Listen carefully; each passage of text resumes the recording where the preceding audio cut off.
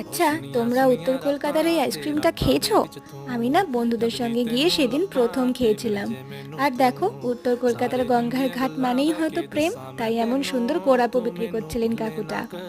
প্রচণ্ড গরমে আমাদের খাওয়া শুরু হলো এই আইসক্রিম দিয়েই। এরপর সন্ধ্যেতে খেলাম সবাই ফুচকা। এই কাকু না টক জল আর মিষ্টি জল একসঙ্গে করে দিচ্ছিল, দারুণ লাগছিল খেতে। টপার টপ মুখে মুখে ফুচকাগুলো পুড়ে চললাম মোমোর দোকানে। আর এখানে গিয়ে নিলাম একদম একটা অন্যরকম প্রিপারেশন, সেটা হলো থাই সুইট চিলি মোমো। এটাও খেতে বেশ ভালো ছিল, তবে আমায় যদি জিজ্ঞেস করো আমি কিন্তু স্টিম মোমো সব থেকে ভালো খাই। এরপর এলাম এই ব্রোস কাবাবে। এখানে দু রকমের কাবাব নিয়েছিলাম, একটা আফগানি কাবাব আর একটা মালাই কাবাব। দুটোই একই রকম দেখতে ছিল, তাই ভিডিওতে কতটা ডিফারেন্সিয়েট করতে পারবে জানি না।